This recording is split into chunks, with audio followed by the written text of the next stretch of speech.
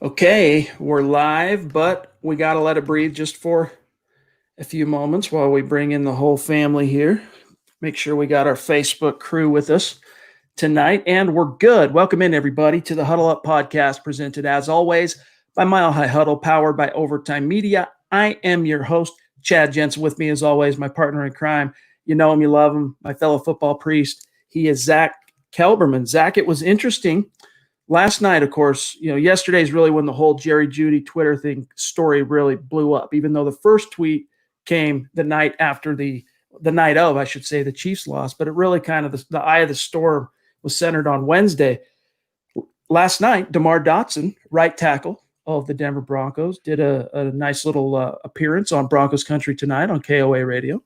And he claims, Zack, this is the best locker room that he's ever been in. Recency bias, a guy just trying to kind of keep it copacetic. What's your take on that?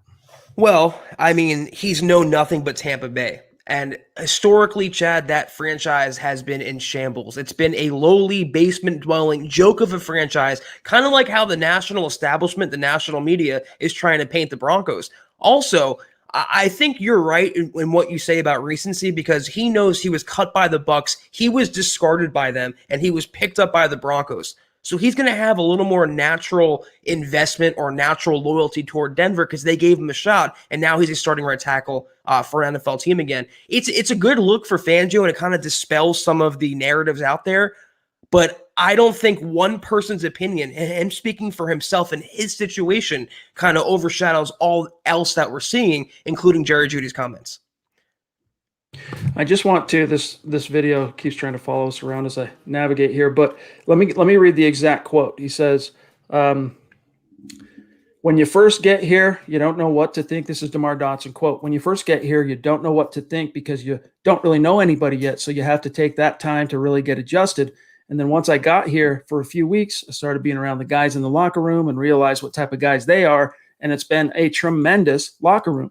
It's been a blessing to me. I know I said on the radio not too long ago that this has been the best locker room I've been in, and I really mean it. It's been something like almost reviving my career, coming to a new place and playing around these guys, a lot of young guys. Man, it's been a great experience, close quote. And I thought it was really interesting, Zack, that he was asked also by Albright I can't. Ryan Edwards. What enticed him to sign with the Broncos? And you could tell he's like, the gears were cranking. He's like, do I just spit truth or do I spit? And he goes, I got to tell you, it was the contract, my boys. It's like, yeah, no kidding.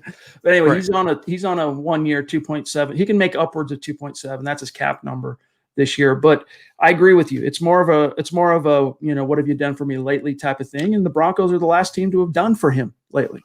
Exactly. And he says it right there. He goes, they gave me a chance to revive my career when he was discarded by Tampa Bay. And when you're cut by the Bucs, Chad, and they're doing everything in their power to protect Tom Brady, that statue back there, doesn't say a lot about you and your NFL prospects. The Broncos picked him off the scrap heap. And not just that, it took him a while to get into the starting lineup. But once he has not relinquished that, nor have the Broncos taken that away from him. I'm not surprised him saying this. To me, though, it's a little bit of aloe on what's become third-degree burns in the Broncos locker room. Yeah, I mean, I think this was my take in the very story here at the end after, what does it all mean, trying to kind of sum it up. And I think really it just boils down to Jerry Jeudy's a young, hotshot rookie first-round pick. Things weren't going the way he wants them to go, squeaky wheel gets the grease type of thing. And so he squawked, whatever you want to say. My guess here is that he's going to get the grease. I'm guessing against the Panthers on Sunday, he's going to have himself a day. Now it might not be, 150 yards receiving and 8 receptions and a touchdown, but he's going to get some balls coming his way. And what we know about Jerry Jeudy is when the targets come, more often than not, so does the production. I don't necessarily see this, I'll be frank, Zack, I don't necessarily see this as some kind of evidence of internal rot or discord within the Broncos locker room. I think this is kind of not a love triangle. How do you invert a love triangle? A hate triangle, a disrespect triangle between Jeudy, Locke, and the OC. And I don't think it really goes beyond that. I'm with you. I think it's an isolated incident. I think it's isolated to the unhappiness of Jerry Jeudy because no one else in the locker room has come out and said the same things he's saying. No one else has come out and pointed the finger at the coaching staff. The closest we came was Fangio talking about the passing game and him saying that we haven't gotten around to as many play calls. In terms of Jerry Jeudy, though, I normally agree, and I wrote this in my story yesterday. He knows that closed mouths don't get fed. And Pat Shurmur had the nerve to go up there today on the podium for a Zoom conference and said, we're going to continue to get Jerry Jeudy the ball. Continue. The guy has had 5 targets in 2 weeks. He had 1 catch on Sunday. So that is a disconnect. I think if it proved anything, he wasn't taking a shot at Locke. He wasn't taking a shot at Fangio, his fellow teammates. His criticism and his ire is pointed directly at Pat Shurmur. And you know what? Well deserved. I want to take a quick look here since you brought it up. Let's take a quick eyeball at Jerry's game log this year.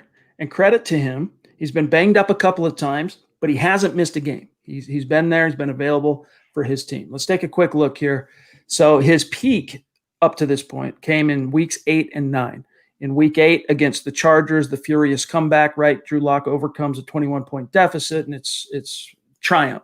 10 targets, 4 receptions, 73 yards. Solid day at the office. The next day is so far his career, or the next game, his career high. 14 targets against the Falcons, caught half of them for 125 and a touchdown.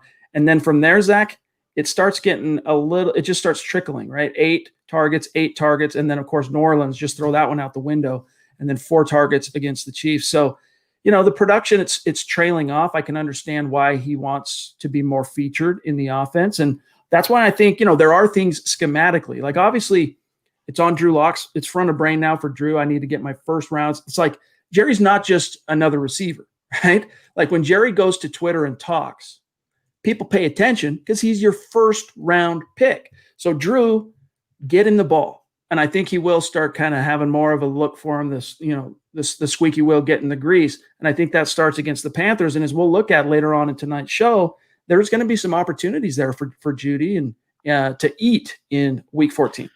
I just don't understand, though, Chad. You can argue that Locke isn't finding Jeudy on his second or third or fourth read, but how about scheming it so Jerry Jeudy is the first read? How about scheming it where Jerry Jeudy gets open? And I have another number for you. He's had 5 targets over his last 2 games. Nick Van Nett has made 4 receptions over his last 3 games and 5 targets. When you're number 15 overall draft pick, your hotshot, polished wide receiver who you were so excited about getting and you passed on many others to take, has as many catches and as much production as Nick Van Nett, a blocking tight end. There is something wrong with the system, Chad. When you look around the NFL, you have Henry Ruggs making a game-changing touchdown. You have Justin Jefferson over 1,000 yards. You have CeeDee Lamb always involved in the offense.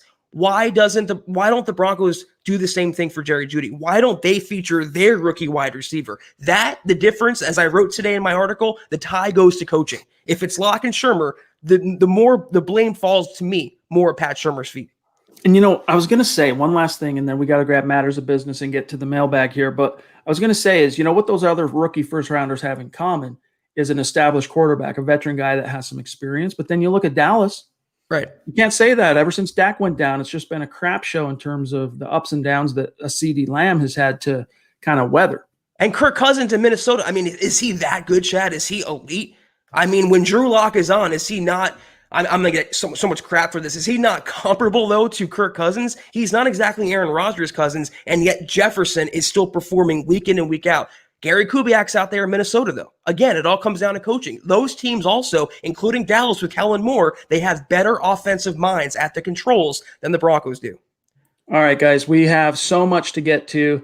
It's Mile High Mailbag time, the time of the week where Zach and I take a peek inside the mailbag because we are your football priests, and each and every week we are here to offer you the absolution and answers to your burning Broncos questions, and we can't wait to get to them. But first, we got to handle some quick matters of business. And Zach, I just realized this right before it came time to transition to matters of business. I don't know if you have the read pulled up, but I can do it if you don't, because I don't.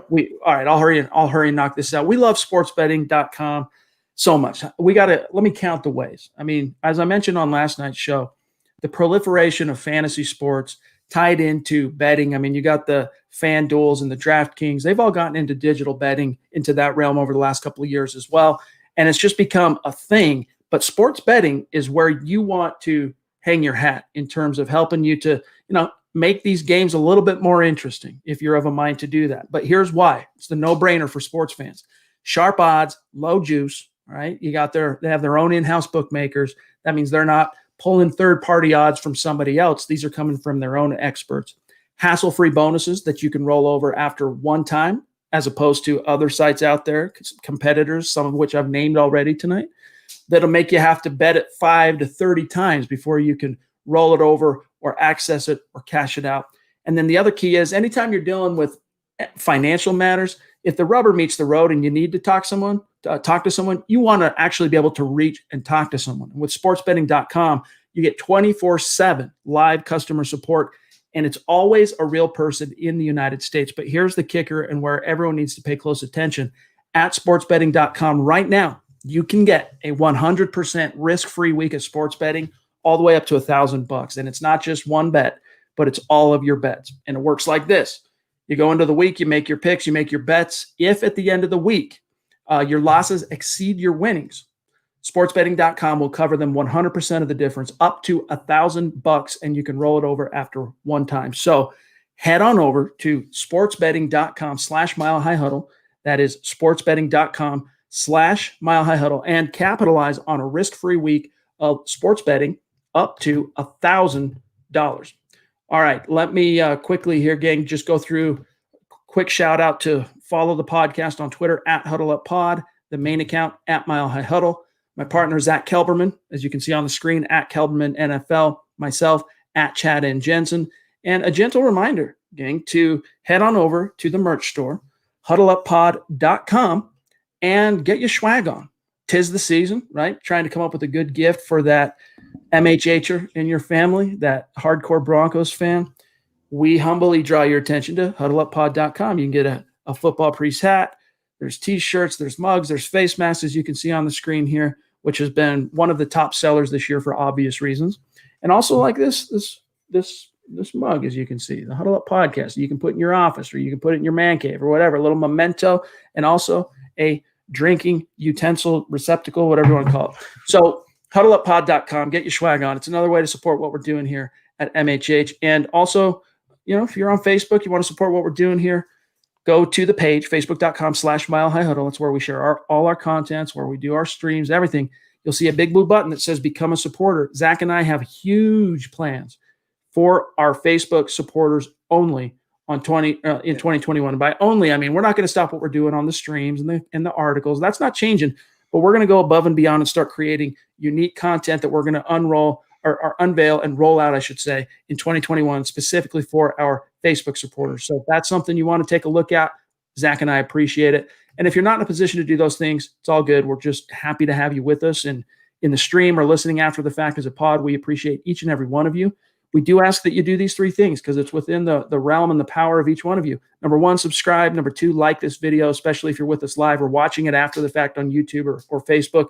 And then the last thing, third, is the litmus test. If we're doing a good job for you, share this out there on your social media. Help us continue to grow and reach new like-minded Broncos fans just like you.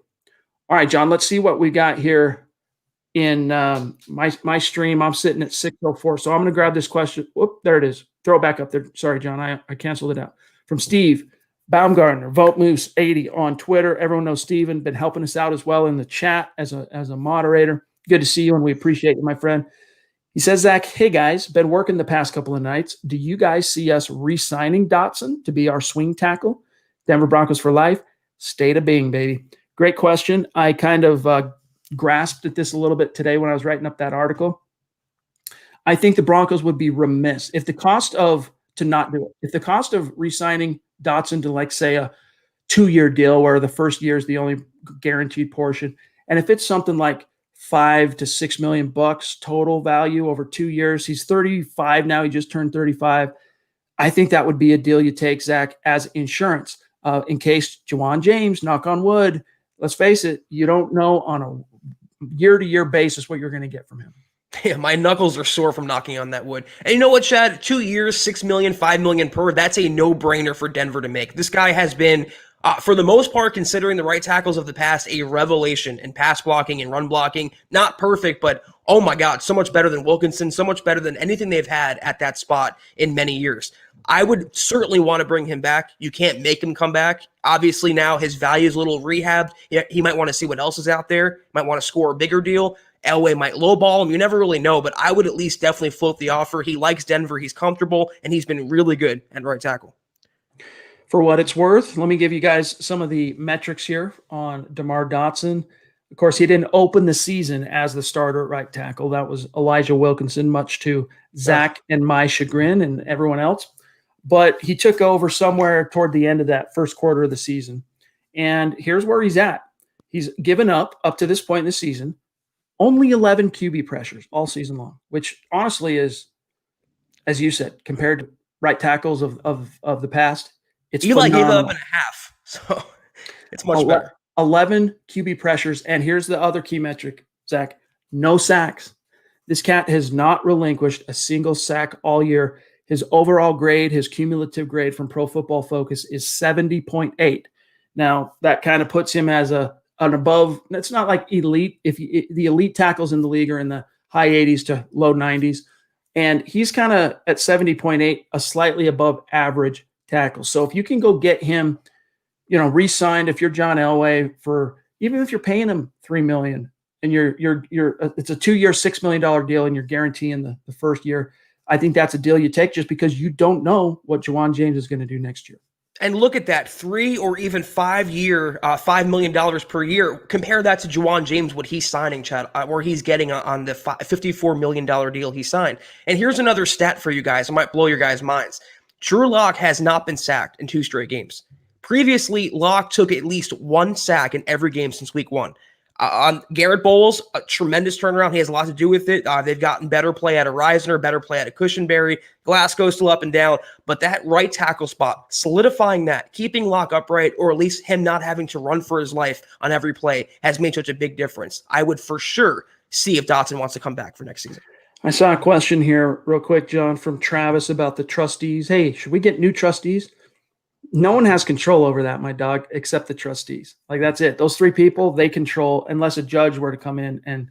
But that's not going to happen anytime in the near future. So the trustees are the trustees, and that is not about to change anytime in the near future. Darab, sorry if I mispronounced your name, my friend. Thank you for being with us. And shout out and a mile-high salute to Darian Stewart, who officially announced today his retirement from the league.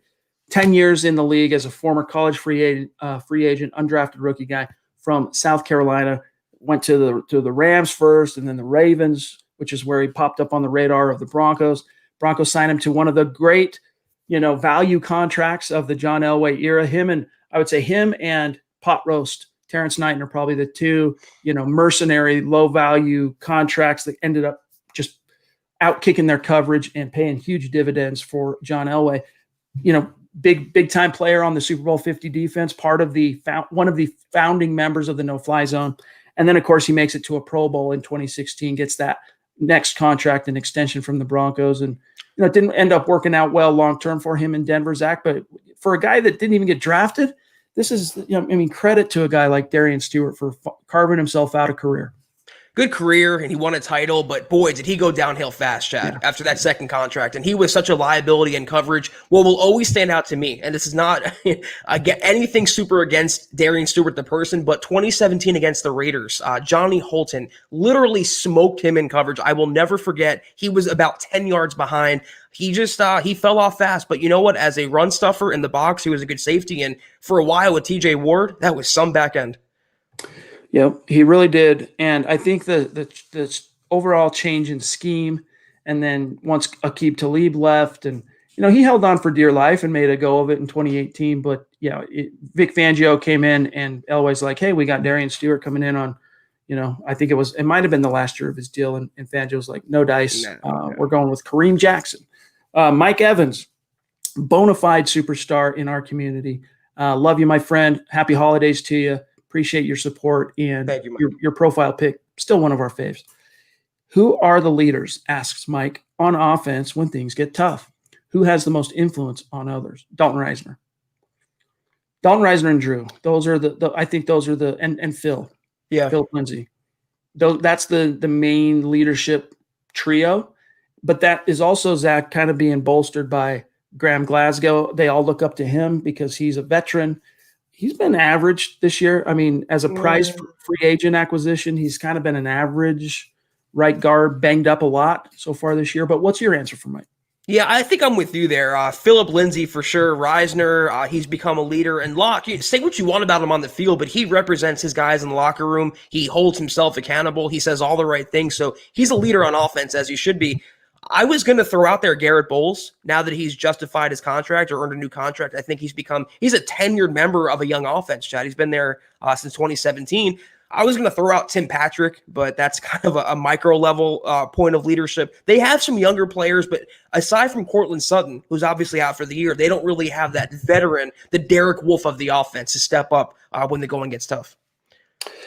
But I think part of it is, Elway talked about this at the end of last season, how Drew came in and kind of sparked everybody and kind of brought everyone out of the doldrums with another losing season. And they started putting some wins on the board. And he had that swagger that everyone kind of gravitated towards. But he's still a young guy. So, like in the huddle, he's the guy that kind of has to jump on it. You know, if someone's not towing the line or messed up a read or messed up a route or something, he's got to be the guy that, you know, vocalizes that. But there are others that are very involved in that, and especially Philip and Reisner. Reisner is, for only a second-year player, Zach, surprisingly not assertive, but not in a way where everyone's like, dude, what are you talking about? Like, get out of here. Who are you? Like, as a rookie, he established himself as a leader. And some guys, you know, anyone who's been in a competitive situation, anyone who's been in the military, anyone who's been even in our day jobs and stuff, sometimes those sincere, genuine article leaders just exist. They're like a force of nature, and Reisner is one of those guys. I loved his quote the other day where he says, I don't give a damn what anybody says. I care about what Mike Munchak says. And he says we should have won that game against Kansas City. And, you know, for a second-year guy playing on a bad team, and he's been kind of inconsistent this year, I just love the confidence he speaks with. It's never disingenuous. It's never insincere. He's confident in himself. He loves Denver. He loves the Broncos. And I always want that guy in my team, Chad. Kenneth Booker, one of our superstars. Much love to you, my friend. For what it's worth, I'm still trying to track down that mug. It's the tracking number I noticed, by the way, this quick aside, since I'm in real time here with an opportunity to talk to Kenneth, is there's something skiwampus with it. So I'm trying to talk to the provider to figure out what's going on with that. So I'll let you know as soon as I know something, my friend. But he says, who thinks we should sign AJ Bouye on the cheap and draft Caleb Farley? Hey, I think order of the day in 2021, you guys heard what I said last night. I still think you give 2021, you give Drew 2021. And if you do give Drew 2021, then first round opens up and you can go get a corner. So if you can, yes, absolutely, Farley. As far as signing Bouye on the cheap, he's under contract next year. And his cap numbers, Zach, his salary is $13 million. Now, before I serve this over to you, real quick, Zach, I want to give this some additional context because Vic Fangio kind of had another somewhat Freudian slip. We were going to talk about this last night, but we ended up getting caught up and kind of forgot to grab it. But here's what he said. He was asked to assess Bouye's play this season and kind of his standing with the team, and do they love him as much as they loved him when they first acquired him via trade. Here's what Fangio said, quote, he did have a choppy season. I think the injuries played a part in it. I think he got hurt in the first half of the first game and then missed 5 or 6 games, came back, got hurt during that game, missed the following game. I thought the last couple games, he was starting to play better. We'll just have to see. But it was a rough season for him with the injuries interrupting his availability in play. And now, Zach, having to deal with the PED suspension, close quote. Yeah, Fangio doesn't fault, based on what he's saying there, he doesn't fault Bouye for getting injured, but I think he faults him for the PED suspension because he's hurting himself and he's hurting the Broncos, and it's a 6-game ban, Chad. It's not like 1 year, 2. That's a fraction of the season, almost a third of the season. I can't do math tonight. In terms of Bouye, he's been decent. He's been above average. He's been good, but I wouldn't say he's been great, and certainly not worth what he's getting to make next year, which is $13 million. No more guarantees left on his contract. The Broncos can clear all of that. I think it's 13.365, something like that, against the salary cap. No dead money by cutting Boye. I would do it. The thing is, though, you do that, and you have Bryce Callahan coming back, but he's proven now that foot is a problem. That foot is not going away. Whether it's the same injury or not, he has foot issues. Who else do you have back there? Ojemudia is going to be a second-year player. Who are you going to rely on? Duke Dawson next year? Those Devontae Bosby who you won't play. So I'm with you. If not a quarterback in the first round, which I don't think it will be, it's got to be a cornerback. Patrick Surtain, the second, Caleb Farley, it's got to be someone, a blue chipper. Dude, it blows my mind. It makes me realize how old I am that there's a Patrick Surtain Jr. fixing to enter the NFL. Right. Because, dude, it seems like yesterday Patrick Surtain, the first, was playing in the league, so It makes me feel every day of my soon-to-be 41. I was just reminded today, tomorrow is my birthday. I'll be 41 years old tomorrow. I know I don't look it, unless I take the hat off and you see the bald dome, maybe I don't quite look 41. Anyway, Zach, we don't pod tomorrow night, so let me just say early happy birthday. Everyone in the comments, be sure to wish Chad a happy birthday right now. Appreciate it, my brother. Really do appreciate it. George, though, kind of has a question that piggybacks off of the previous one there from Kenneth. What do you guys have for roster needs? He says, I've got right tackle, edge rusher, corner, and safety. You start, Zach. I just, I get this a lot on Twitter. How is edge rusher a need? You guys happen to think that Von Miller is going to be gone next year? I think he's coming back. Whether he stays at his current salary or maybe even a pay cut, he's not going to be gone from Denver. They have Bradley Chubb coming back. He's playing really well this season. Malik Reed has been a find. They can draft some edge insurance in the middle rounds. That is not a first-round need for me, Chad, at all. My first-round needs, my top needs are offensive line, cornerback, and quarterback. Not in that order.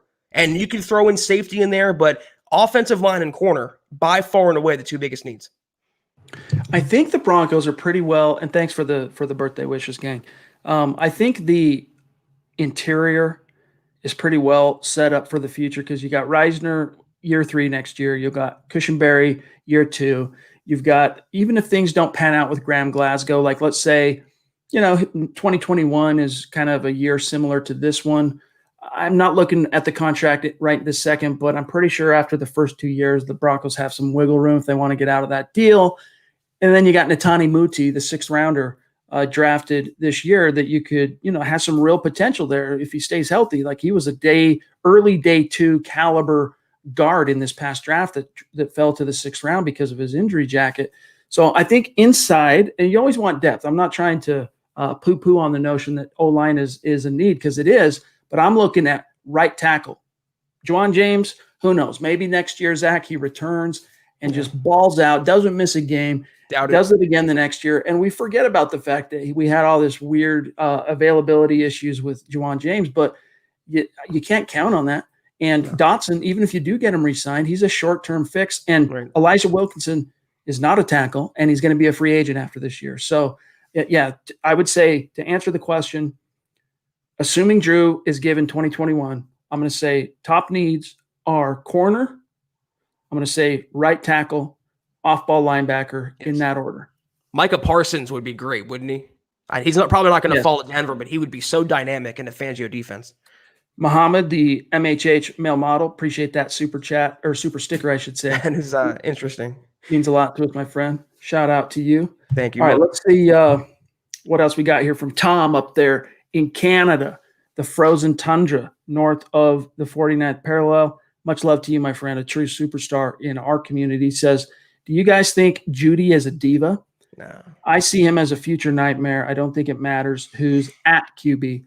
I think I'm not going to go so far as to say every wide receiver is a diva, but wide receivers that have some draft pedigree and some draft cachet, or any wide receiver who makes a Pro Bowl or an All-Pro, and, builds up a little cachet overall, they have it in them. And so Judy's going to be a guy like that, he's going to be a squeaky wheel at times. I don't see it as any kind of a future nightmare, to be frank with you. I think the better Drew gets, and even if it doesn't end up being Drew next year, the next quarterback they're going to throw the ball to the guy that's open and the guy that makes plays. Next year, that's going to be Cortland Sutton, and it's going to be Jerry Jeudy. Tim Patrick is a restricted free agent this coming season. He's going to after 2020. It's going to be interesting to see what the Broncos do with him. But I don't really see Jeudy as a problem. I see this as just a flash of immaturity that unfortunately, went into the court of public opinion. And then he retweeted something today that maybe we can take a look at that continued to just intensify the issue. I think you nailed it perfectly. When you're accomplished and you're speaking out and complaining, then you're a diva. But when you're not accomplished and you're speaking out, you're just a young kid and you're immature. And you know what? Jerry Jeudy is 21 years old. He's in his first season in the NFL, came from a big-time program where he was a big fish and he was a star power, and now he's whittled down to a forgotten man in this offense. It's all part of the frustration of being a receiver in the NFL and the natural growing pains. But he looks around the NFL too. And guys, it's a human nature problem. Any one of you would feel the same way he's feeling. You might be handling it differently, might not tweet about it, but you still be feeling what he's feeling. All these other receivers in his draft class, most of whom he probably thinks he's better than, are doing more. And they're all on the same level. They all miss an offseason. They all are in their first years. They all have their own issues, yet they're all producing and he's not. So that's why he's speaking out as well. It's just a young kid being a young kid. He's 21. Let me draw your attention to a retweet of Jerry's. I want to say it was today. Let me confirm that here. Yeah, it was today. So I don't know who Snow Black is on Twitter, but Jerry retweeted this tweet from Snow Black that says, "Believe what you want. I ain't clearing any rumors." Now, what I hate about this, Zach, is this comes on the heels of the Broncos' entire Wednesday in terms of media availability, and then even trickled into Thursday with Shermer, that was dominated by Judy's antics on Twitter. At worst, he could have just stayed off Twitter. And maybe you're not going to stay off Twitter. All right, then don't go retweeting things that only continue to confound the issue and exacerbate the issue. This is not helpful. This is just creating more drama for your team. And so my message to Jeudy is buck up, be a pro. Your team doesn't need this. Are you about Jerry Jeudy or are you about the Broncos? Well, Chad, you also have the Broncos condoning it. When Vic Fangio is saying, I have no problem with Jerry Jeudy, he's going to continue saying to himself, okay, I can get away with it. So that's where the leadership of Denver, either Vic Fangio or Pat Shermer, has to step in there and bring him down to reality and be like, listen, you cannot do this. You cannot go about your business this way. We also don't know what he's referencing. I'm not going to fall down the rabbit hole trying to guess about rumors. That could be about anything. That could be a friend of his. That could be anyone about anything. I don't know what it's about. The Broncos have these people, though, in-house. They have social media managers and coaches that go over them with their social media practices. Obviously, he didn't get the message, but you can't hold every tweet against him when you have a player like Antonio Brown in Tampa Bay who's getting arrested every other week. He has a job. It's kind of the nature of the position in this business. I don't know, man. You guys have heard me say it before. I'm not a believer in coincidence. And every once in a blue moon, sure, a true, genuine coincidence occurs. But for the most part, it's Occam's razor, right? And the most likely explanation, the simplest explanation usually is the explanation. And in Judy's case, I think this is him saying, look, yeah, I'm still pissed, and I'm going to continue to put pressure on everybody till I get what I want. And that is some targets. And look, who knows? Maybe Fangio will say this is unacceptable, bench him, and that's how he learns the lesson. I don't think so, based on, as you said, kind of the condoning, burping the baby. It's going to be okay through the media. Like, I want to see him if he's not getting the catches he wants, I want him to be frustrated. Like, that tells me he cares and all that stuff. Fine and dandy, nice talking points, I guess, but it sends the wrong message and allows him to think it's okay to then, after the storm has kind of started to pass, and then boom, right back into the public scrutiny, another tweet. Yeah, I mean, it's one of those seasons. In 2020, Chad, this is not even among the top 10 worst things that happened to the Broncos, unfortunately. Lawrence Rivera jumping in. Good to see you, my friend. Really appreciate that support. He says, let's get a drink. Happy B-Day. Really appreciate that. I really do, my friend. I want to grab this here. Richie, Spicy Mike says, if we release Juwan James, what is the cap hit? I'd be all in on his release if the hit isn't crippling. We can take a look at that here in just a second. I'll pull up the contract when opportunity knocks. Hold on, let me grab this, John, from Richie. He says, also, did we all see the Vaughn Instagram post of him jumping on his ankle? Let's eyeball this bad boy, Zach. Let's see if we let's show everybody. Have you seen it? I saw that. I didn't see the video, but I saw that he got, I think, a tattoo, and he got it was like the Joker's smile around the scar from where he had his surgery on his ankle. I thought it was pretty funny. All right, I'm looking here. Is this let me see. Is this all right? Here it is. I'll show everybody what we got cooking here from the Vonster. And there you have it. This is Vaughn today. Looks like he posted this today, kind of stomping around on that ankle. He's putting pressure on one leg at a time. Yeah, he seems to be telegraphing to everybody, Zach, that, hey, I'm ready to go.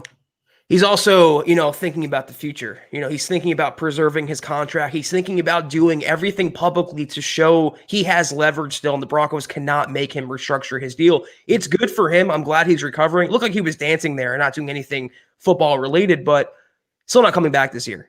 We can just hope that he's healthy for 2021. Darab, are we going to talk about Fangio's quote on the passing offense? We have talked about that. If you're referencing the one from yesterday, I can pull that back up. Let me find it real quick here, and I'll read it because we touched on it yesterday. No, actually, I think we did read it verbatim yesterday because it came up in our conversation here. Let me see. Is this? Oh no, this is today. This was yesterday. All right, hold up. Bear with me one second. There's Bouye. Here it is. He says, quote, definitely we'd like to spread the ball around as much as we can. We haven't gotten targets to the backs as much. It was nice to see a screen pass the other day have some success. I think it comes down to most running backs catches. Not all of them are screens, checkdowns, third and fourth read. And then here's the indictment. Zach, you had the article on it today, and we haven't gotten to many of those this year. As I wrote in that article, you guys can check it out on milehighhuddle.com. It's partly on Locke for not finding the running backs in his third or fourth read. But again, and I saw a comment like, say, take a shot every time Zach mentions Pat Shurmur. But again, if you have two Pro Bowl running backs, including a guy you gave $8 million a year to catch passes, and he's not catching passes, those should be the first read sometimes. Screen passes, checkdowns, dump offs, swings, something in the flats. Those are football 101. Everyone from Pee Wee to the pros runs those plays. So it's really embarrassing and I think very telling that an NFL head coach is surprised, like we all are, to see a screen pass in a given day in December yet of the season. And I don't want to make too, by the way, shout out to you, John. Good to see you, my friend, one of our Facebook supporters. Good to see you. Appreciate you being with us. I don't want to make too light of it in terms of screens. They're not as easy to execute as you might think because a big part of it plays into game flow. And in other words, the best executed screens exploit the tendencies of the defense, which are exposed by whatever you have done up to that point in the game to expose them. And so, it's easier said than done, but they're not the most complex. If you want to try and compare it to the type of plays that do exist in the NFL. A screen, I would imagine, Zach, is probably one of the more simple ways to complete a pass. Obviously, that's a high percentage pass. And, you get back to the West Coast offense as originally, the brainchild of Bill Walsh. The whole point was short passes are the long handoff, high percentage passes to basically nickel and dime the defense. It's just another way to gash them. And you're not seeing that simple type of play that should be a staple in every offense being executed by Pat Shurmur's crew. Guys, go back and watch the Chiefs-Broncos game on Sunday and see how often Andy Reid dials up a screen pass. Not only to Travis Kelce or Tyreek Hill, but the running backs, everyone involved in that offense. Every single team runs these concepts, Chad. And most other teams don't have the luxury of having not one, but two Pro Bowl running backs, two former 1,000-yard rushers at your disposal. I'm not saying throw the ball to them on every down, but when we're literally holding our heads in exhilaration because we saw a screenplay or a dump off to a running back, that's an issue. All right, let me pull up Juwan James' contract according to our friends over there at Over the Cap. 28 years old next year. So we got to look at 2020 was voided. So 2021, his base salary is 10 million. His cap number is 13. And over here on the right, let me blow it up a little so you guys can see this. You can see what the dead money and cap savings are if he were to be cut before June 1st. Next year, it would be 19 million. The year after, 6 million, and then another 3. So added up, it's going to be 28 million of dead money the Broncos would have to eat if they cut him. And it's not going to change much from pre or post June 1st. So looking at the entirety of the deal, the soonest the Broncos can start wiggling out of this is really after 2022, unfortunately, Zach. That was, I think, one of the worst contracts in the Mike Sullivan era. Is that fair to say? I mean, they way overpaid for him. I know they were paying for potential and not paying for production to that point, but geez, when you invest in a guy and the team who's letting him walk says he's a whoopee cushion and they're laughing at the Broncos, that's red flag, big time. Amen. I mean, I would agree. I think it's probably the one contract that Mike Sullivan probably wishes he had back. But we don't know at the same time how much of that was Elway, right? Strong arming it, saying, no, this is the guy. Let's just put together the deal, whatever it's going to take to get him here. Because he was a sought after, when I say prized free agent, he's one of the most sought after players at his position on the open market that year. Him and what was the kid's name? Trent, that was signed with the Raiders. Brown. Thank you. Those were the top 2 options, and Broncos felt like they were upgrading the team. But yeah, maybe you should have. What blows my mind about the Juwan James deal and the fact the whoopee cushion thing, the increasingly bad returns, is the fact that you had just hired Chris Cooper, who was one of his assistant position coaches in Miami. Like, you didn't get any intelligence on this cat from Chris. Like, when you were on the phone negotiating with this guy's agent, you didn't pick up the phone and call Chris and say, hey, Chris, give me the 411 on Juwan James. We're looking at giving him an X deal over X amount of years. Go.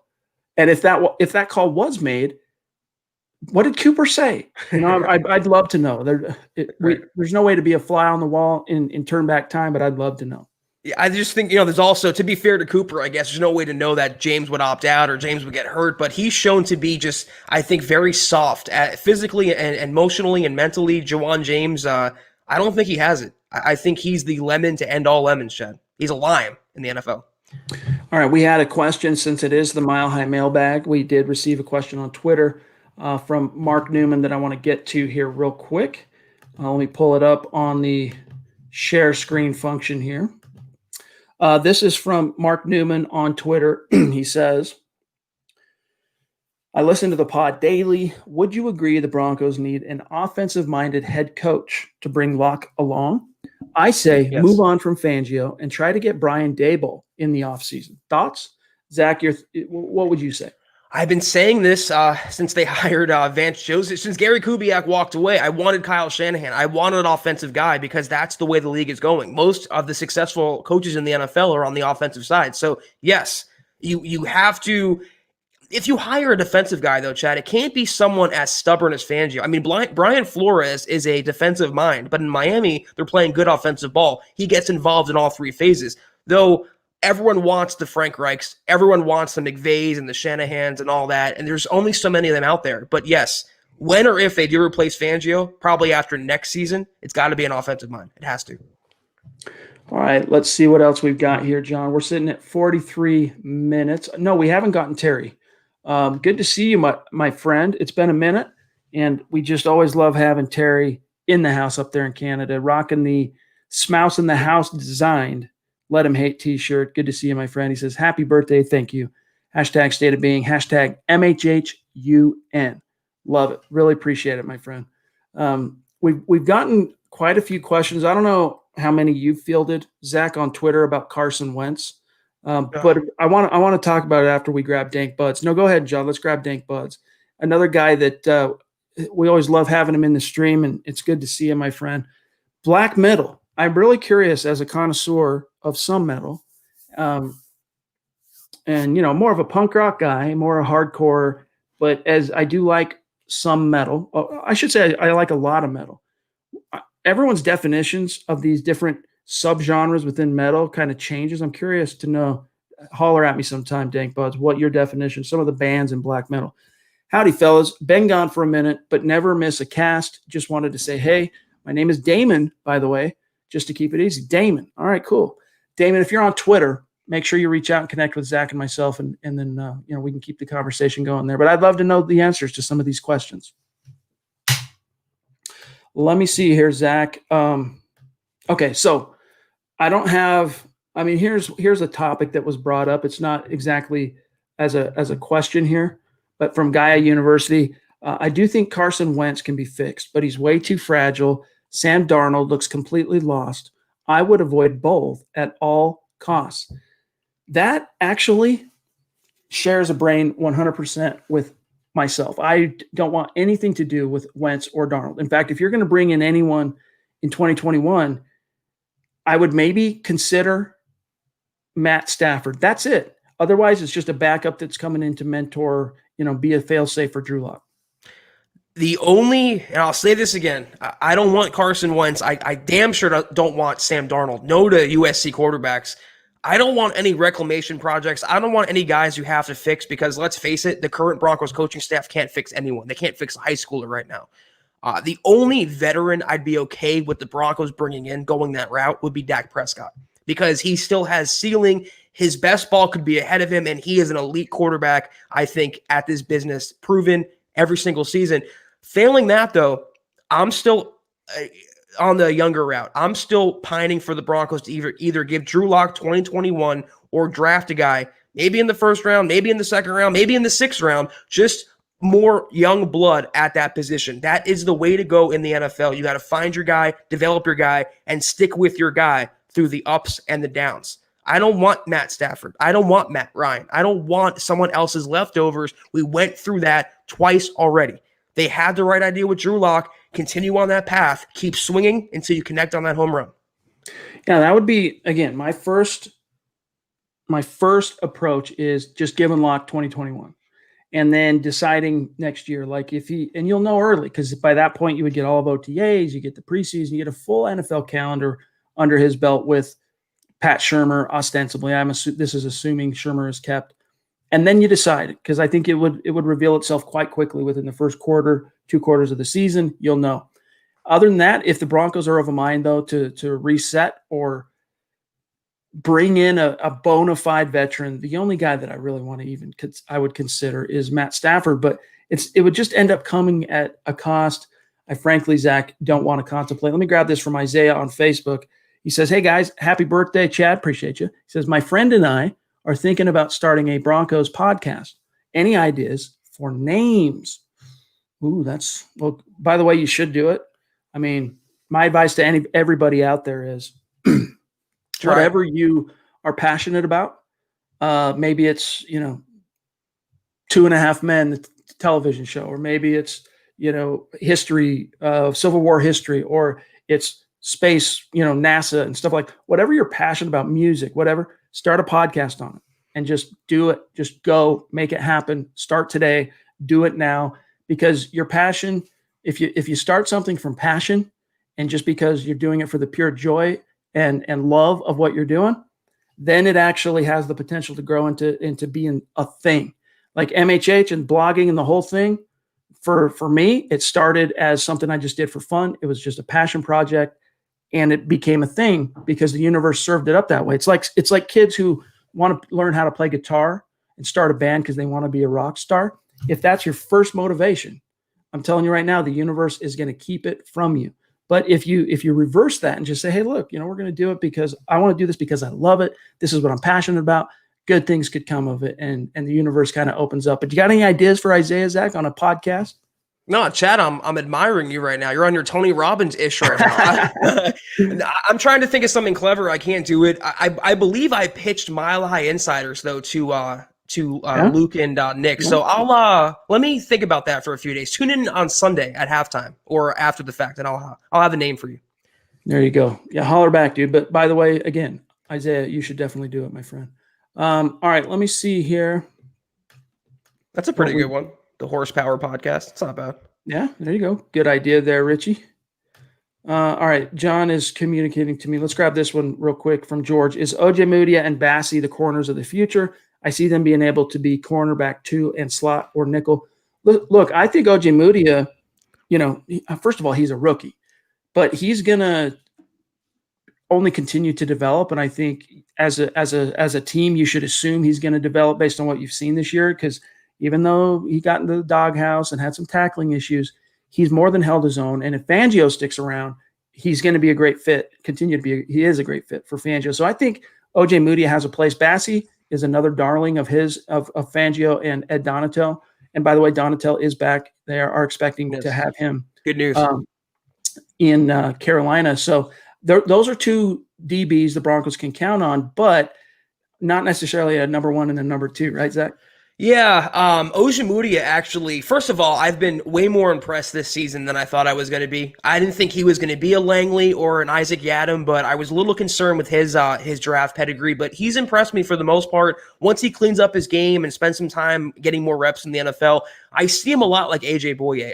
I don't really see superstar cornerback 1 upside. I do see a very, very solid, long-time starting number 2 cornerback. And if you get that guy in the middle rounds and the Broncos can mold him in a Fangio defense or any defense, I think it was a good pick. Bassie, never going to be an all-star, never going to be a Bryce Callahan or Chris Harris Jr. level slot guy, but great depth to have, a great guy to have in the secondary. So they are fixtures, younger fixtures for that back end for years to come.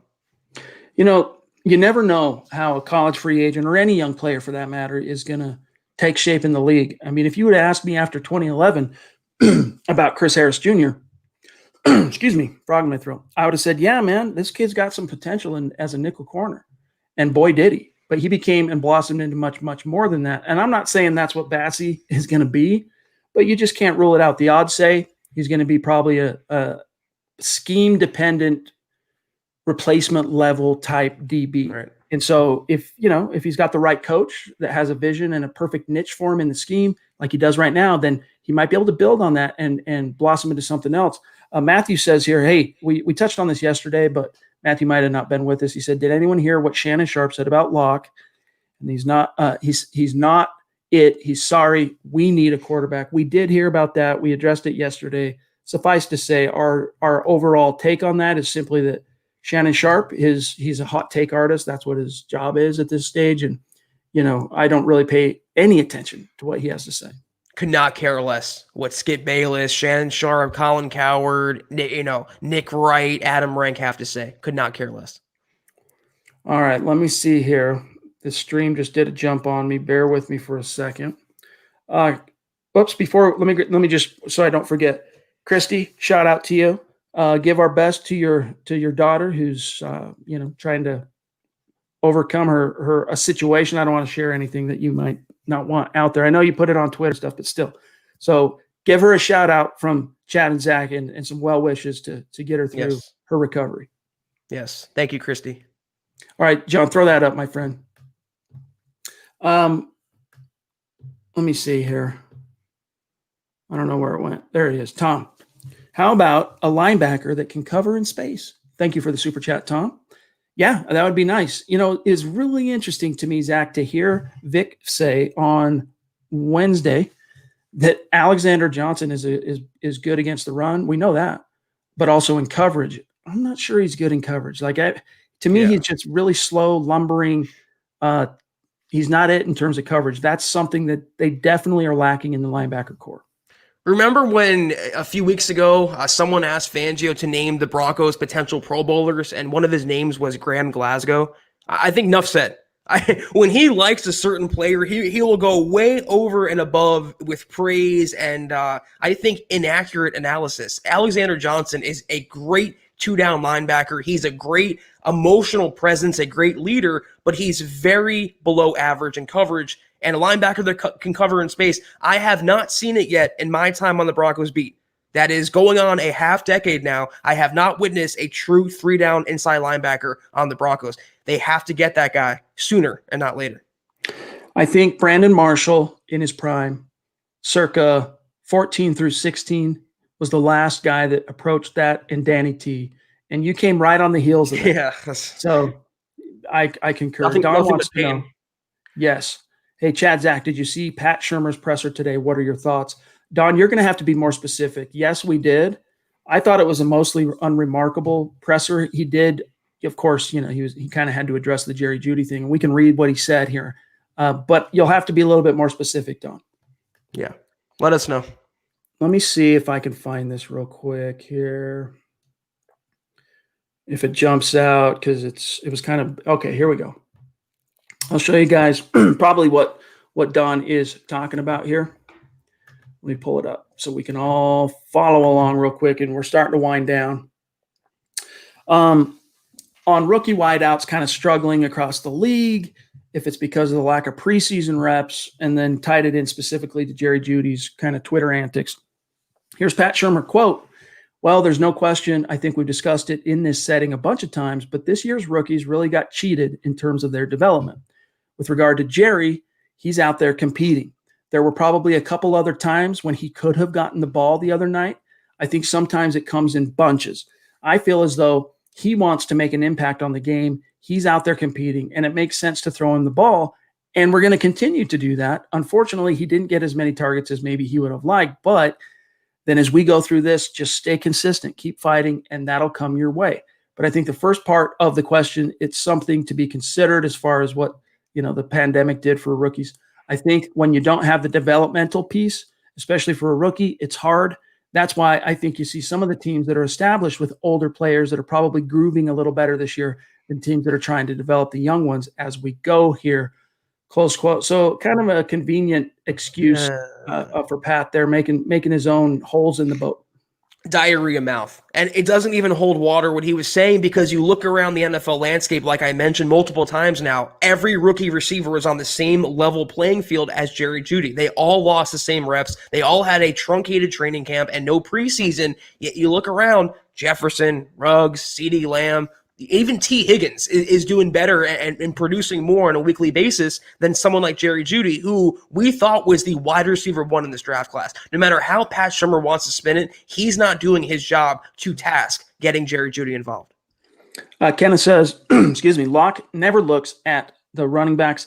I've seen him go through his read and then just look back to the first receiver, completely ignore the wide open running back.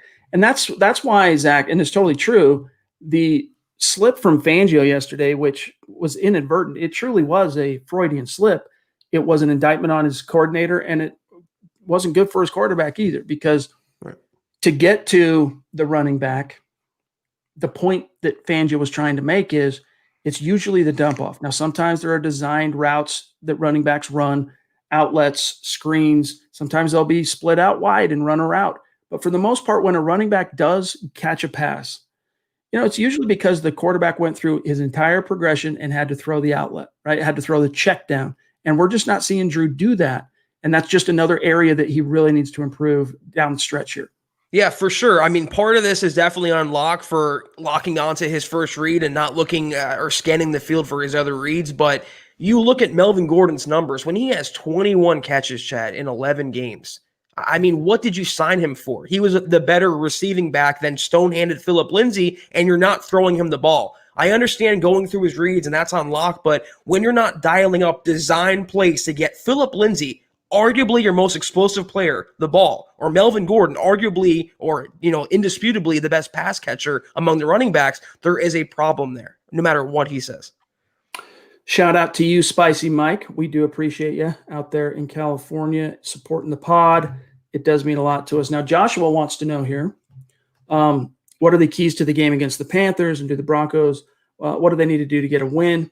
Well, we haven't really devoted any of our time yet on the Panthers because of all these storylines and talking points here. But let's take a look at the side-by-side comparison. I jumped it. Hold up. Where'd it go? All right. Look at it. All that red. Okay. Here we go. Let me make it as big as possible for everybody. Okay. Again, green signifies top 10. Red signifies bottom 10. And if it's black, it's middle of the road. All right. So turnover differential, your Denver Broncos are literally dead last. This metric over here, 17, minus 17, that means, if you're not sure, they've given the ball away 17 more times than they've taken it away. All right, that's dead last. Meanwhile, the Panthers are playing efficient in terms of the turnover differential. They're +4, which is top 10. Offense, look at all the red and black. There's not one green metric for the Broncos offensively. For the Panthers, though, they're up there in yards per play. They're up there in protecting the ball in terms of fumbles lost and giveaways, which includes interceptions.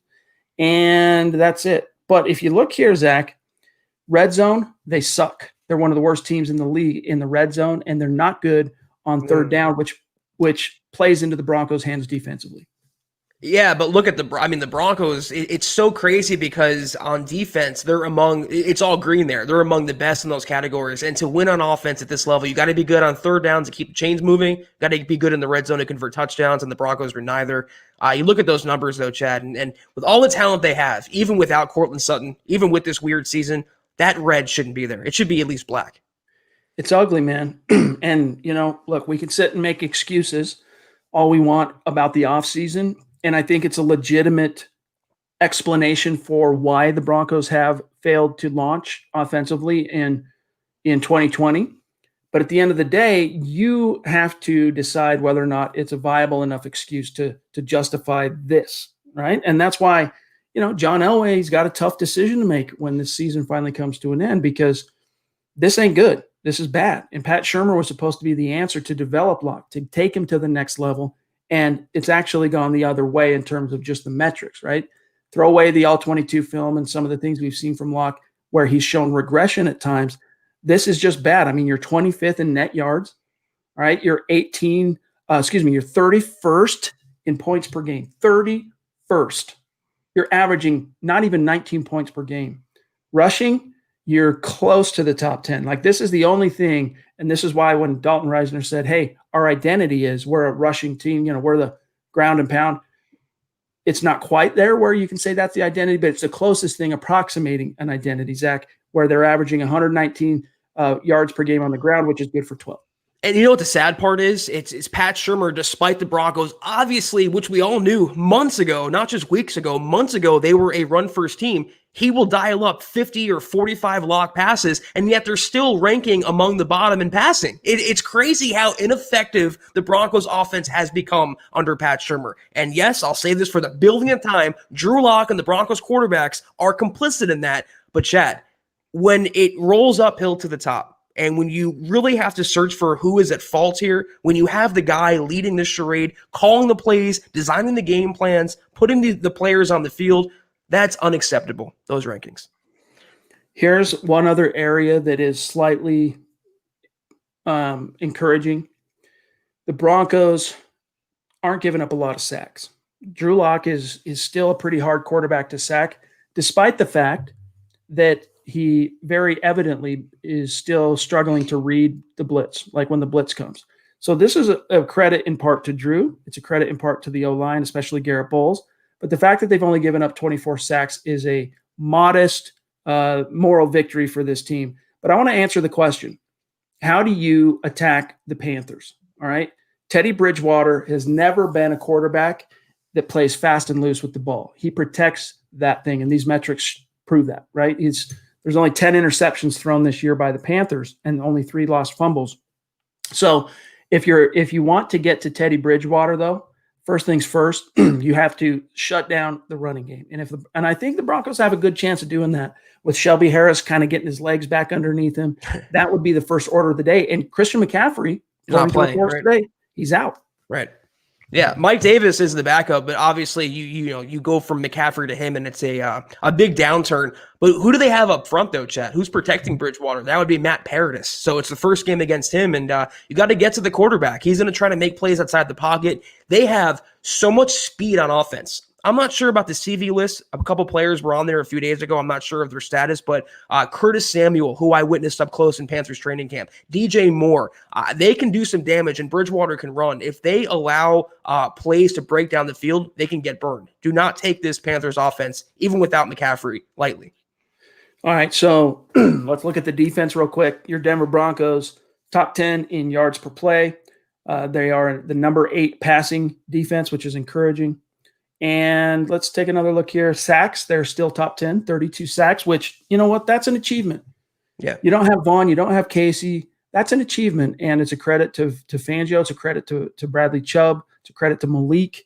Yes. Shout out these guys, man. And Draymond, DeMarcus, credit to them. But really, it's third down, red zone is where the Broncos, those last three metrics, sacks, third down in the red zone. And if you look at the Panthers defense, this is an opportunity. If Drew Lock and Pat Shurmur and Jerry Jeudy and Melvin Gordon, if these boys can't figure out a way to eat in this game, I know it's on the road and I know it's a East Coast early game, Zach, but this is about as wide open opportunity as you get. Pick your poison. Like, you want to run the ball? Okay. This defense is middle of the road. All right, middle of the road. You can run the ball. You want to throw the ball? They're bottom third. So go get them. I've been saying this for what's felt like weeks and weeks and weeks now, but this is the game, I think, where Locke has his coming out party. Jerry Jeudy has his coming out party. I wrote on Twitter that his interceptions, Locke, have been a true detriment. There's no way to spin it. He has thrown at least one pick in every start since week 2. That's 7 straight games. Conversely, though, the Panthers have not picked off a pass in 4 straight games. This is not a defense that is active nor takes the ball away. They will have some shots over the top, and if they can just use the running game, I know, Pat, listen up, use the running game to set up the pass, they can be in for a blowout victory with Locke leading the charge. I do think the Broncos win Sunday, Chad. Okay, Zach's on record. Broncos are going to win in Carolina. I'm not sure yet. I'll holler at me tomorrow in the Mile High Round Table, and you'll know. I'm not quite 100% sure yet what my gut. I haven't interpreted it quite yet. Ruben Hernandez jumping in on Super Chat, a name, Zach, that is new to us. So yeah, welcome. Welcome. Thank you. He says Hamler is our secret weapon. I would concur with you that he is in a general sense, a secret weapon, but I still haven't seen Pat Shurmur figure out how to use him. Take a shot, guys. It's not just me. It's literally everyone involved in the Broncos offense. When you're ignoring Noah Fant and ignoring Jerry Jeudy and not getting KJ Hamler the ball, not getting your running backs the ball, it's not Locke making those decisions. He shouldn't be a secret weapon, Chad. He was a second-round draft pick. He wasn't a Jag or a college free agent. He was very much hyped in college. Has lethal Tyreek Hill level speed. He shouldn't be a secret. He should be a weapon that every team realizes and has to game plan for. Isaiah says for his soon-to-be podcast, Orange and Blue Sunrise, kind of a morning pod vlog. I'm not feeling that, but Isaiah, it doesn't matter what we think, right? I don't know what your vibe is. I don't know what you're about. I don't know what your take on things are and kind of your personality, so to speak. So just go with your gut and, throw a few ideas at the wall, put together a freaking spreadsheet of ideas and let your gut and your intuition kind of guide you. But I think, Zach, we got Lawrence, and I think we are out of here. He says, by the way, thank you for the super, Lawrence. He says, we need linebackers to cover tight ends. We need a fullback to block for Lindsey, a better QB lock. Looks like Brock Osweiler in Houston.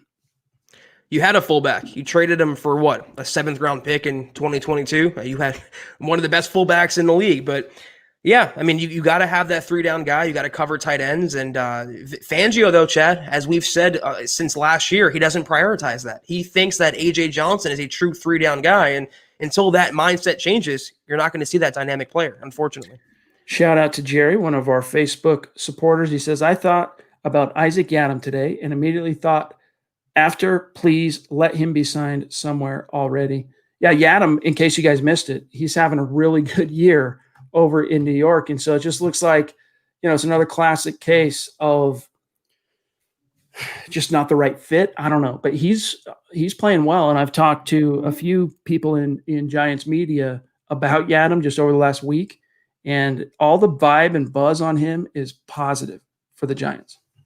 You know who's also playing well is Isaiah McKenzie in Buffalo. I mean, he's turned into a real gadget player for them. He's scoring what seems like every week. And I'm not going to knock the coaching. Sometimes guys need to change the scenery, and it just re-sparks their career. So I'm happy for Yiadom. Didn't work out in Denver, but I hope it works out for him in the Big Apple.